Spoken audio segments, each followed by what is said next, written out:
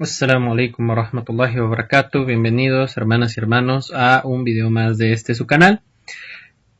El día de hoy, en este video, daremos inicio a la lectura de uno de los libros más reconocidos que ha llegado a la lengua hispana para ilustrarnos en torno a un tema muy importante también dentro del Islam, que es la sira del profeta Muhammad sallallahu alaihi wasallam, la biografía del profeta Muhammad sallallahu alaihi wasallam, que más allá de que de su sira, su biografía, nosotros podemos obtener dichos, los hadices, dichos y hechos del profeta Muhammad sallallahu alaihi wasallam, que es conocimiento puro del comportamiento de los musulmanes y la comprensión de en qué situaciones, en qué momentos Allah subhanahu wa ta'ala le fue revelando algunas ayas del Corán, lo cual nos permite entender el contexto, significado y una comprensión más profunda de estas ayas.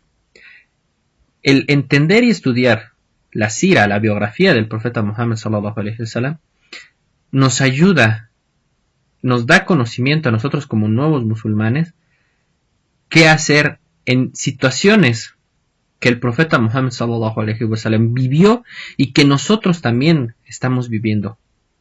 Desde situaciones más sencillas como dar el pésame a otro musulmán, a uno musulmán en caso de una pérdida, o el cómo interactuar con la gente que no es musulmana, o cómo llevar un simple negocio, la simple compra de un objeto sencillo, nos lleva a cuestiones más complejas, cómo tratar un conflicto, cómo tratar una negociación, cómo tratar con una persona que sabemos nos está haciendo un daño o nos está perjudicando de manera indirecta. Esa es la enseñanza del profeta Muhammad sallallahu alaihi wasallam, de una manera más profunda, aprender como musulmanes comportarnos en ciertos casos. La sira, la biografía, el libro que vamos a leer a continuación, es el Néctar Sellado, escrito por el sabio Sheikh Safiur Rahman al-Mubarakfuri. Inshallah, esperemos que nos dé este libro mucho beneficio como musulmanes, amén, y también que bendiga a Allah, a su autor y a los sheikhs que nos lo han hecho llegar a través de las traducciones. Todo error que se pueda cometer en la lectura de este libro es por Shaitán y por error de aquí su querido servidor al momento de leerla. Y también todo error que pueda encontrarse en su contenido es por Shaitán y su autor. Allah es perfecto y su mensajero es de los hombres más rectos y justos que han existido en todos los tiempos. Empecemos a dar inicio con esta lectura con el capítulo 1, ubicación geográfica y naturaleza de las tribus árabes. Más allá de toda duda, la biografía del profeta Muhammad sallallahu alaihi wasallam representa una personificación del sublime mensaje divino que él sallallahu alaihi wasallam comunicó a la humanidad para liberarla del pantano oscuro del politeísmo hacia la luz del monoteísmo. Una imagen auténtica y comprensiva de este mensaje es factible a través del estudio cuidadoso y del análisis profundo de su biografía. Inicialmente introduciremos un capítulo sobre la naturaleza y el desarrollo de las tribus árabes anteriores al Islam, así como el ambiente y el contexto que envuelve la misión del profeta sallallahu alaihi wasallam. La ubicación geográfica de los árabes. Lingüísticamente, la palabra árabe significa tierra desértica y árida, sin agua ni vegetación. Desde los albores de la historia, este término se ha usado para la península arábiga y sus personas. La península arábiga se encuentra delimitada al oeste por el Mar Rojo y la península del Sinaí y al oeste por el Golfo Arábico, el Golfo Pérsico. Al sur por el Mar Árabe, que es extensión del Océano Índico, y al norte por Siria e Irak. La superficie que ocupa esta área se estima entre 1 millón y 1.300.000 millas cuadradas, 2.5 a 3.3 millones de kilómetros cuadrados. Gracias a su posición geográfica, la península ha mantenido siempre una cital de gran importancia. Su zona media es mayoritariamente desértica y arenosa, por lo que resulta inaccesible a extranjeros e invasores, y ha permitido a sus habitantes completa libertad e independencia a través de los tiempos. A pesar de la presencia de dos grandes imperios como vecinos, sus fronteras, en contraposición, fueron el centro del viejo mundo y sirvieron de eslabón para la vinculación terrestre y marítima de la mayoría de las naciones del momento. Gracias a esta posición estratégica, la península arábica supo ser un centro de intercambio comercial, artístico, religioso y cultural. Las tribus árabes. Los árabes han sido individuos, según el linaje, en tres categorías. Árabes extintos son los pueblos árabes más antiguos cuya historia es poco conocida, quienes pertenecían a Ad, Samud, Tasam, Yadis, Imlaq y otros. Árabes puros, descendientes de Yuarab ibn Aishjub ibn Ahtan, conocido también como árabes de Qahtán. 3. Árabes arabizados, descendientes del profeta Ismail, alayhi salam, también fueron llamados árabes de Adnán. Los árabes puros pertenecientes a la tribu de Qahtán eran oriundos de Yemen y conformaban numerosas tribus, dos de las cuales eran sumamente conocidas. La primera era Himyar, cuyos antepasados eran Saad, al-Jamhur, Uad y Shaqashik. La segunda era Kahlan, cuyos más famosos antepasados eran Hamdan, Anmar, Rai, Mudhish, Kinda, Lajm, Yadam, Asad, Aus, Yasrei y los descendientes de Yafna, reyes del antiguo Siria. Las tribus de Kahlan emigraron del Yemen para habitar en distintas partes de la península arábiga antes de la gran inundación. Hicieron esto debido al fracaso del comercio bajo la influencia y dominio romano de las rutas mercantes marítimas y terrestres causados por la ocupación romana de Egipto y Siria. Como es natural, la rivalidad entre Kahlan y Himyar determinó el éxodo de los primeros y la permanencia de los segundos en Yemen. Las tribus emigrantes de Kahlan pueden ser divididas en 4 grupos. Al-Azad, bajo el liderazgo de Imran ibn Amar Musaqibah, recorrieron y explotaron el Yemen y finalmente se dirigieron rumbo al norte y al este. Los detalles de su éxodo pueden resumirse de la siguiente manera. Sa'alabah ibn Amran dejó su tribu al-Asad en el Hijaz y se asentó entre Salabia y Din Qadr. Cuando consiguió cierto poder se dirigió a Medina, lugar en el cual se estableció. A su descendencia pertenecen las tribus de Aus y Yasrei. Haris ibn Amar, conocido como Yuzwa, deambuló con su tribu por el Hijaz hasta llegar a Ma'ar a-Zahran. Posteriormente conquistaron el recinto sagrado, al-Haram, y se establecieron en la Meca después de haber hecho a la tribu de Yahrum. Imran ibn Amr y a su familia se dirigieron a Omán, donde establecieron la tribu de Asad, cuyos descendientes habitaron Tihamam y fueron conocidos como Asad ibn Sahnuah. Yafnah ibn Amr y su familia se dirigieron a Siria, donde se asentaron e iniciaron el reino Ghazanida, llamado así en honor a una fuente de agua, en el Hijaz, donde se detuvieron durante su travesía a Siria. Lajm y Yadam, de quienes proviene Nasr ibn Rabi'ah, fundador de la dinastía de los Manadirah, reyes de Hirah, Banu Tai, quienes también emigraron rumbo al norte para asentarse en las montañas llamadas Ayaz y Salam, que fueron luego nombradas como montañas de Tai.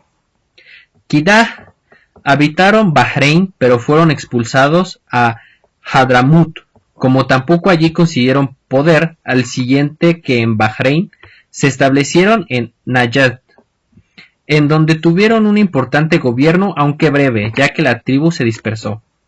Otra tribu de Himyar, conocida como Qudaa, también abandonó el Yemen y habitó el desierto de Samoa en las fronteras iraquíes. Los árabes arabizados se remontan en su genealogía a su gran abuelo Abraham alayhi salam, de un pueblo llamado Ur, cerca de Kufa, Caldea, en la ribera occidental del Éufrates, en Irak. Las excavaciones arqueológicas brindaron importantes detalles de la ciudad, de la familia de Ibrahim, de las religiones predominantes y de la vida social.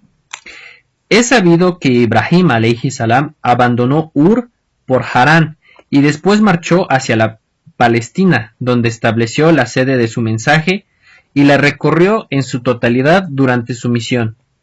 Cuando viajó a Egipto, el rey intentó dañar a su esposa Sara, pero Alá Azawajal la rescató y el perverso plan del rey se volvió contra él. De esta manera comprendió que ella tenía un fuerte vínculo con Alá Azawajal y en reconocimiento a este don el rey le entregó a su hija Hajar para que esté al servicio de Sara. Sin embargo, Sara liberó a Hajar y la casó con Ibrahim alayhi salam. Ibrahim alayhi salam retornó a Palestina, donde Hajar dio a luz a Ismael alayhi salam. Sara sintió tantos celos de Hajar que solicitó a Ibrahim alayhi salam que enviara a Hajar con su bebé a un valle sin vegetación sobre una pequeña colina de Hijaz, cerca de donde hoy se encuentra la casa sagrada, la Kaaba. Ibrahim alayhi salam eligió para ambos un lugar bajo un árbol altísimo, sobre el pozo de Zamzam, cerca del lado superior de la actual posición de la mezquita de Meca, la Meca, donde no habitaba gente ni se divisaba agua. Luego regresó a Palestina dejando una bolsa de cuero con dátiles y una vasija con agua para su esposa y su bebé. No pasó mucho tiempo hasta que se agotaron las provisiones y gracias a la merced de Alá Azawajal, el agua brotó para sustentarlos por algún tiempo. La historia completa de la fuente de Zamzam es bien conocida para todos los musulmanes. La tribu yemenita de Juhrum pasó por el lugar y se asentó en la Meca con el permiso de Hajar, después de haber vivido en los valles que rodean la Meca. Se mencionó en Sahih al-Bukhari que esta tribu llegó a la Meca antes de que Ismael alayhi salam fuese un hombre joven. Ibrahim alayhi salam solía visitar la Meca desde aquel entonces para ver a su esposa y a su hijo. La cantidad de veces que realizó estos viajes es aún desconocida, pero fuentes históricas confiables mencionan que estas fueron 4. Alá Azawajal confirmó en el noble Corán que él hizo ver a Ibrahim alayhi salam en un sueño que sacrificaba a su hijo Ismael alayhi salam. Y cuando ambos lo habían aceptado con su misión, dice Alá en el Sagrado Corán, tumbó boca abajo. Le gritamos, Ibrahim, ya has confirmado la visión que tuviste. Realmente así es como recompensamos a los bienhechores. Esta es de verdad la prueba evidente y lo rescatamos poniendo en su lugar una magnífica ofrenda, un cordero. Sura 37, aya de la 103 a la 107. Se menciona en el Génesis que Ismael alayhi salam nació 13 años antes que su hermano Ishaq alayhi salam. La secuencia en la historia del sacrificio de Ismael alayhi salam muestra que el suceso tuvo lugar antes del nacimiento de Isaac alayhi salam y que la promesa de Allah Azawajal de darle otro hijo a Ibrahim alayhi salam fue posterior a esta historia. Esta narración menciona al menos un viaje antes de que Ismael alayhi salam alcanzara la pubertad. Al-Bukhari registró de boca de Ibn Abbas la mención de otros 3 viajes. Un resumen de ellos es el siguiente. Cuando Ismael alayhi salam alcanzó la juventud, aprendió el idioma árabe de la tribu Jurhum, que lo acogió entre sus miembros y le concedieron en matrimonio una mujer de su tribu. Al tiempo murió su madre. Deseando ver nuevamente a su hijo y esposa Ibrahim alayhi salam, se dirigió a la Meca, llegando luego del casamiento de Ismael alayhi salam, pero no lo encontró en casa. Preguntó a la esposa de Ismael alayhi salam por su marido y cómo era su situación. Ella se quejó de la pobreza. Entonces él le pidió que dijera a Ismael alayhi salam que cambiara el umbral de su puerta. Ismael alayhi salam comprendió el mensaje de su padre y se divorció de su esposa. Luego se casó con otra mujer de la tribu.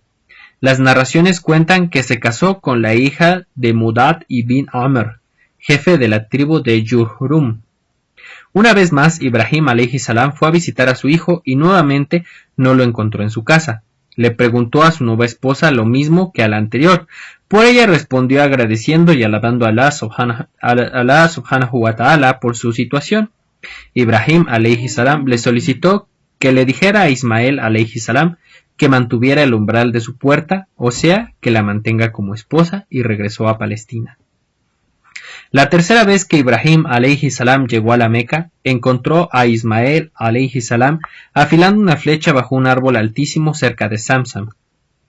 El encuentro, después de un prolongado periodo de separación, fue muy enternecedor entre un padre afectuoso y un hijo obediente y virtuoso. Esta vez, padre e hijo construyeron la Kaaba y levantaron sus pilares.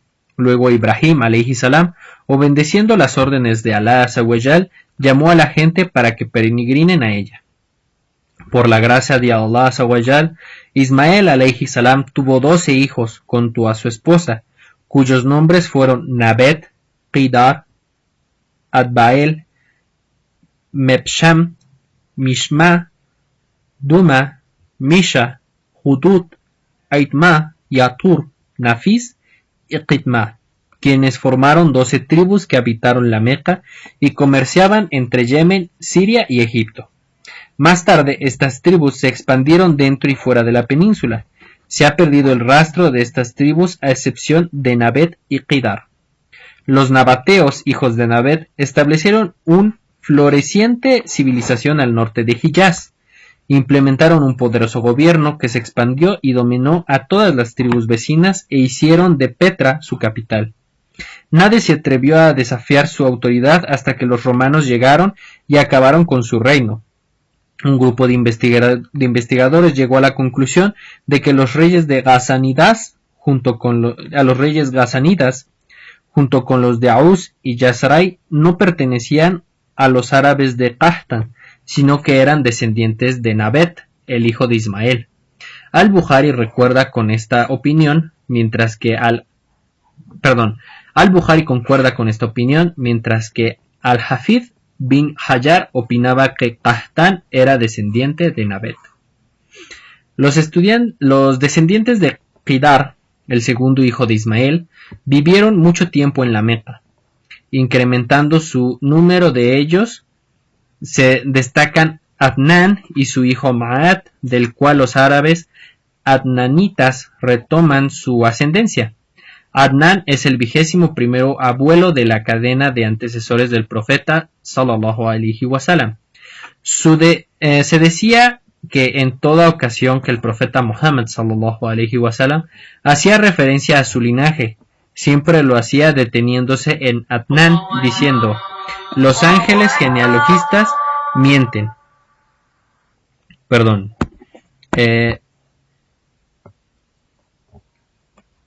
El profeta Muhammad sallallahu alaihi wasallam decía: los genealogistas mienten, y no iba más allá de este. Un grupo de eruditos, sin embargo, ha creído en la posibilidad de que podría retomarse más allá de Adnan sin tomar al mencionado hadiz como auténtico, declarando que había exactamente 40 ascendientes entre Adnan e Ibrahim alayhi salam. Nizar, el único hijo de Ma'at, tuvo 4 hijos que originaron 4 grandes tribus: Yad, Anmar, Rabiah y Mudar. Estos dos últimos subdivididas en varias tribus. Rabiah antecedió a Sa'ad Anasah, Abdul Qais y 2 hijos de Wa'il, Bakar y Tahlib, Hanafiah y muchos otros. Las tribus de Mudar se ramificaron en 2 grandes grupos: Qais Aylan bin Mudar, los clanes de Elías bin Mudar. De Qais Aylan fueron los Banu Salim, Banu Hausin y Banu Qatafan, que a su vez su descendencia fue Abs, Dabian, Ashya y Ghani ibn Asur. De Elías ibn Mudar descendió Tamim ibn Murar, Hadail ibn Mudriqa, Banu Asad ibn Husaymah y los clanes de Kinana ibn Husaymah, del cual desciende Quraysh. A través de Fahra ibn Malik ibn Anadar ibn Kanyan, Quraysh se ramificó en varias tribus. Las más famosas fueron Ibn Qalibah, formadas por Abdudar ibn Qusay, Asad ibn Abdul Husa ibn Qusay y Abdumafa ibn Qusay. Había 4 divisiones de la tribu de Abdummanaf: Abdushams, Naufal, Mutalib y Hashim. Sin embargo, Allah Azza wa Jal eligió de la familia de Hashim al profeta Muhammad sallallahu alaihi wasallam ibn Abdullah ibn Abdul Muttalib ibn Hashim. El profeta Muhammad sallallahu alaihi wasallam dijo: Allah eligió a Ismail de entre los hijos de Ibrahim, a Kinana de entre los hijos de Ismail, a Quraysh de entre los hijos de Kinana, a Hashim de entre los hijos de Quraysh, y me eligió de entre los hijos de Hashim. Abbas ibn Abdul Muttalib mencionó que el mensajero de Allah sallallahu alaihi wasallam dijo: Allah creó a la humanidad y me hizo el mejor de ella. Eligió las tribus y me escogió de entre las mejores de ellas. Eligió familias para que pertenezca a los mejores de ellas. Soy la mejor persona perteneciente a la mejor familia. Habiendo incrementado su número, los hijos de Adnán se expandieron por varias regiones de Arabia en busca de lugares fértiles con presencia de agua. La tribu de Abdul Qais, junto con algunas tribus de Bakr bin Wa'il y Tamim, emigraron a Bahrein, donde se asentaron. Los Banu Hanifa ibn Sa'ab ibn Ali ibn Bakr se establecieron en Shishr, la capital de Yamama. Todas las tribus de Bakr bin Wa'il vivieron en una región que abarcaba Yamama, Bahrein, Saif, Qadima, las orillas del mar, las fronteras externas de Irak, Ablah y Haid. Muchas de las tribus de Taghlib vivieron en el área de Éufrates, mientras que otras permanecieron con Bakr. Banu Tamim vivió en el desierto de Basra. Banu Salim vivió en las inmediaciones de Medina, en un área que se extiende desde Wadi al-Qura hasta Jaibar en dirección de las montañas orientales hasta Harra. Saqif habitó en Taif y Wazin al oeste de la Meca, cerca de Watas, en el camino que va de la Meca a Basra. Banu Asad vivió al este de Taima y al oeste de Kufa, mientras que la familia de Tai vivió entre Banu Asad y Taima. Se hallaba a 5 días de a pie del camino de Kufa. Bubain habitó un área comprendida entre Taima y Haurán. Algunas tribus de Kainana vivieron en Tihamah, mientras que las tribus de Quraysh habitaron la Meca y sus suburbios. Los Qurayshíes permanecieron desunidos hasta que Qusay ibn Kilab logró establecer entre ellos una unión que los honró y les dio un cital de excelencia. Hasta aquí es el primer capítulo de este libro sobre la sira del profeta Muhammad sallallahu alaihi wasallam. Inshallah, en el próximo video abordaremos el siguiente capítulo, que nos mostrará un poco del contexto histórico en el que vivían los árabes de aquel entonces. Inshallah, esperamos vernos en el próximo video y que ustedes hayan disfrutado el que se les acaba de presentar. Assalamu alaikum wa rahmatullahi wa barakatuh.